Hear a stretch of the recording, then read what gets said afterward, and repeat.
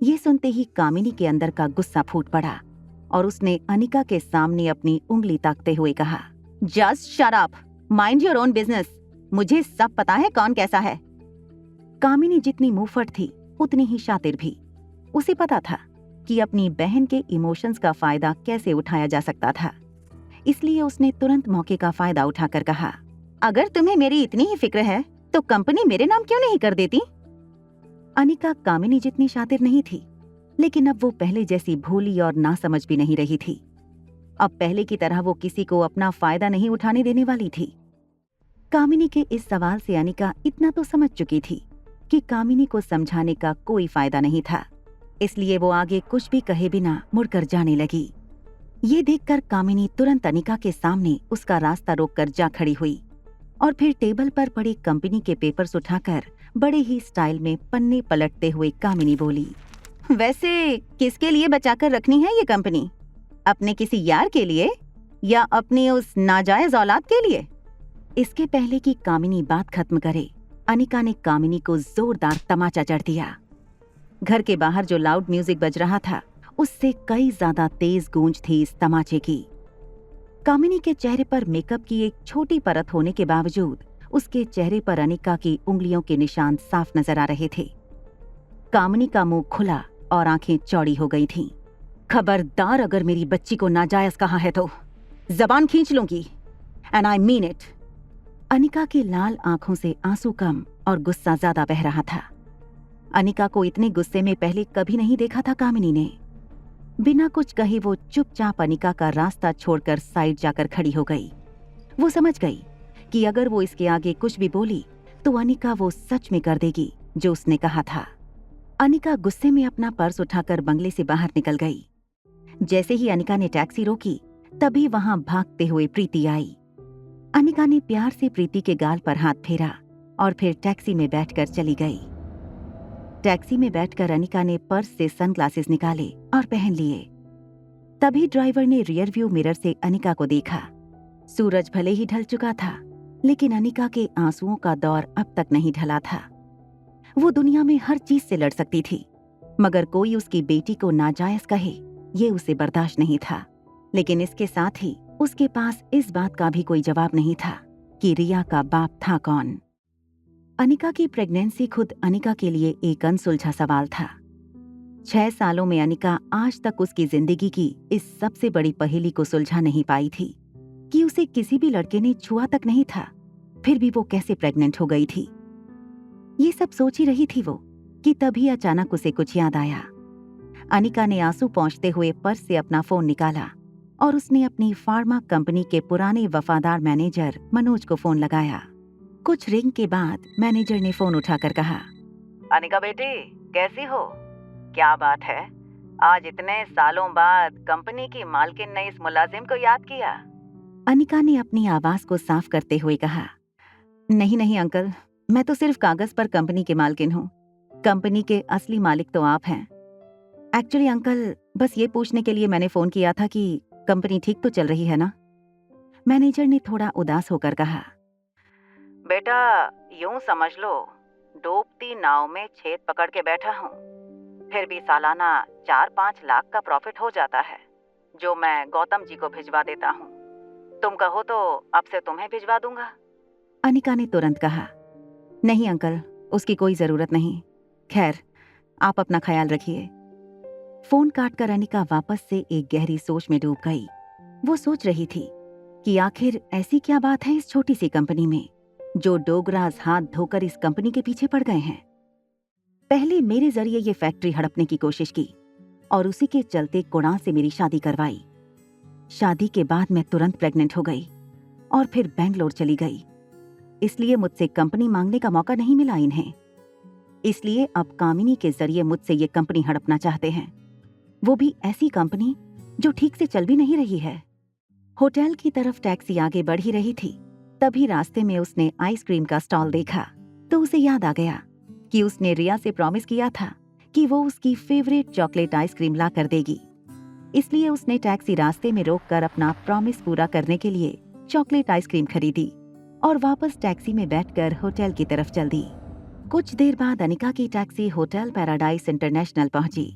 Hotel के reception से होकर अनिका लिफ्ट के पास पहुंचने ही वाली थी कि 4-5 बॉडीगार्ड उसके आगे आ गए और हड़बड़ाहट में उन्होंने अनिका का रास्ता रोक लिया। इसी दौरान अनिका के हाथ से सामान जमीन पर गिर गया। अनिका थोड़ी सी घबरा गई।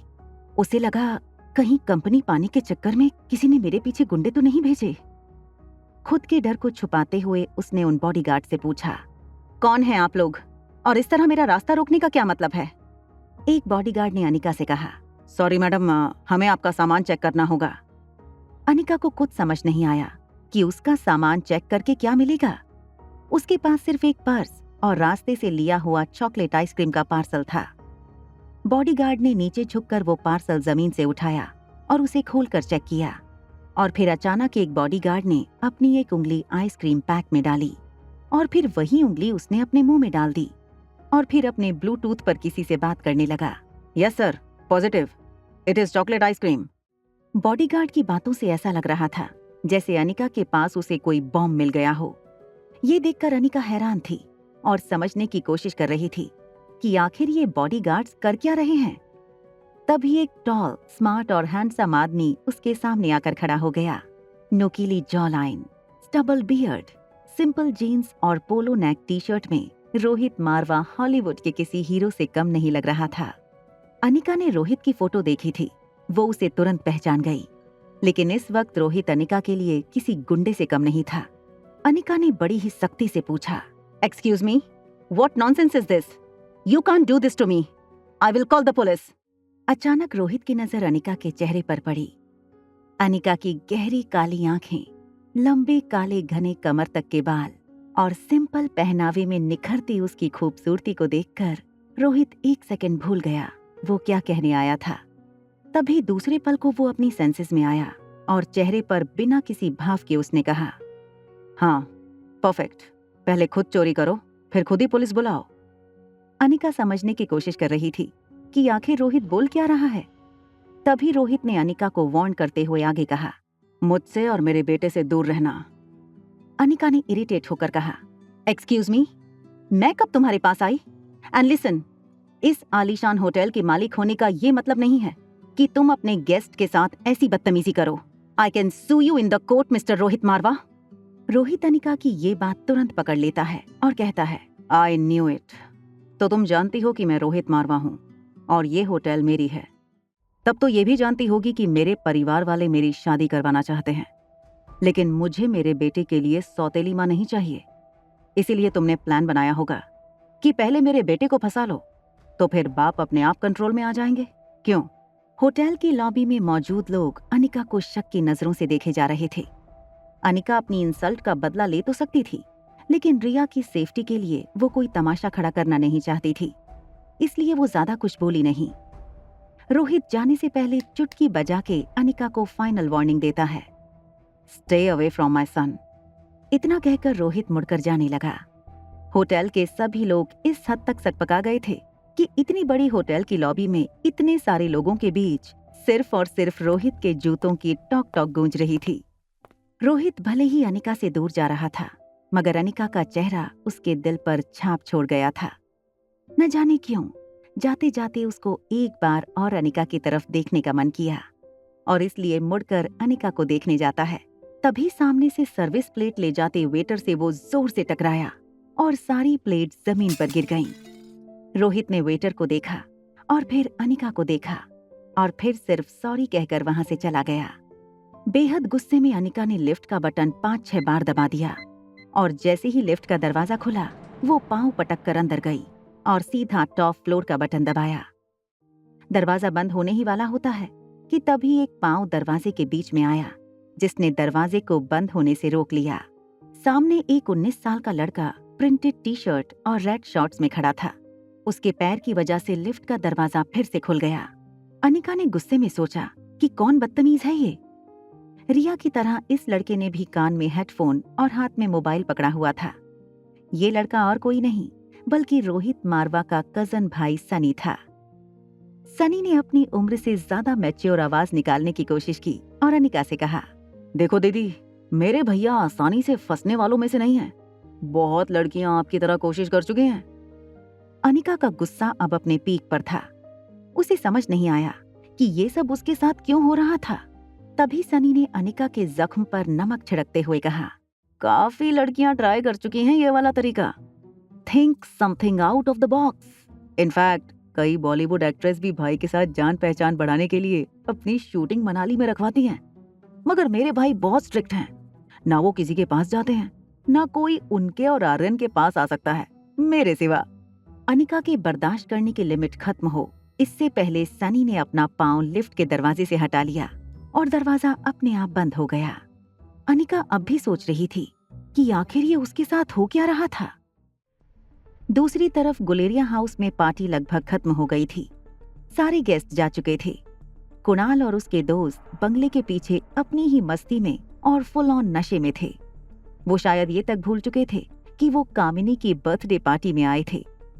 कुणाल अब नशे में था और बेहद खुश था, क्योंकि वो जानता था कि कल उसकी मुलाकात फिर से एयरपोर्ट वाली लड़की से होगी। तभी वहां गौतम, कामिनी और मनीषा हाथ में डिवोर्स पेपर लेकर पहुंचे। कामिनी ने कुणाल को खुश देखकर उसका एक हाथ पकड़कर कहा, आई एम सो हैप्पी कि कुणाल ने पार्टी एंजॉय की। लेकिन कामिनी इस हकीकत से अनजान थी कि कुणाल एयरपोर्ट वाली लड़की और उसकी खूबसूरती के बारे में अपने दोस्तों से बात कर रहा था और इसलिए वो इतना खुश नजर आ रहा था। तभी गौतम ने भी खुश होकर कुणाल से कहा, कॉन्ग्रेचुलेशन, आज कामिनी की बर्थडे के मौके पर मेरी तरफ से तुम दोनों को ये तोहफा। गौतम ने कुणाल को डिवोर्स पेपर थमा दिए। कुणाल ने जल्दी से पेपर्स लिए और गौर से देखने लगा, फिर खुश होकर बोला, थैंक यू वेरी मच। इस डिवोर्स पेपर को देखकर मैं बता नहीं सकता कितना हल्का फील कर रहा हूँ। I am a free bird again. Gautam ने भी मजाकिया अंदाज में कहा, but not for long time. जल्द ही तुम्हारी और कामिनी की शादी कर देंगे। ये सुनते ही कुणाल का मूड खराब हो गया। वो गौतम से रूडली कहता है, इसमें सिर्फ डिवोर्स पेपर्स हैं। जब तक कंपनी के पेपर्स नहीं होंगे तब तक ना मेरे घर वाले शादी करवाएंगे ना मैं करूंगा। कुणाल आखिरी पैग नीट पी लेता है और वहां से निकल जाता है। Hotel paradise. तिलमिलाई अनिका अपने कमरे में आई। अपना पर्स सोफे पर फेंककर पांव सेंटर टेबल पर रखकर सोफे पर बैठ गई। उसे ये समझ नहीं आ रहा था नीचे लॉबी में उसके साथ क्या हुआ और क्यों हुआ। उसने होटल बदलने का मन बना लिया और रिया को लेने बेडरूम में गई। बेडरूम का दरवाजा खोलकर उसने देखा रिया बिल्कुल शांति से सो रही थी। रिया को इस तरह देखकर अनिका का गुस्सा एक सेकंड में शांत हो गया। वो रिया के माथे को चूमती है। तभी उसके फोन में एक नोटिफिकेशन आया। अनिका ने मोबाइल चेक किया तो देखा कि उसके डॉक्टर अमृता नाम वाले मेल बॉक्स में रोहित मारवा का मैसेज आया था। Want to meet you urgently. एक पेशेंट है जिसके दिमाग का ऑपरेशन करना है, जो सिर्फ आप कर सकती हैं। मैसेज पढ़कर अनिका को अपनी इंसल्ट का बदला लेने का मौका मिल गया था। उसने तेज उंगलियों से मैसेज टाइप करके बिना सोचे एक सेकंड में बटन दबा दिया। वहां रोहित डॉक्टर अमृता का मैसेज पढ़कर शॉक हो गया। मेल में लिखा था, दिमाग का इलाज पहले आपको करवाना चाहिए। रोहित को समझ नहीं आया कि डॉक्टर अमृता जैसी बड़ी न्यूरोसर्जन उसे ऐसा क्यों कह रही थी। रोहित ने मेल पर कुछ टाइप किया, लेकिन फिर मैसेज डिलीट कर दिया और अपनी कंपनी के आईटी हेड सैम को फोन लगाया। रोहित काफी डोमिनेटिंग आवाज में कहता है, हेलो सैम। रोहित की आवाज सुनकर सैम को जैसे पसीने छूटने लगे। रोहित का प्रभाव कुछ ऐसा था लोगों पर कि अगर रोहित ने याद किया है तो जरूर कोई गड़बड़ हुई होगी हमसे। सैम डर से पूछता है, yes sir, anything I can do for you. Rohit Sam को सिर्फ इतना कहता है, मेरे ऑफिशियल मेल अकाउंट पर डॉक्टर अमृता का मेल आया है।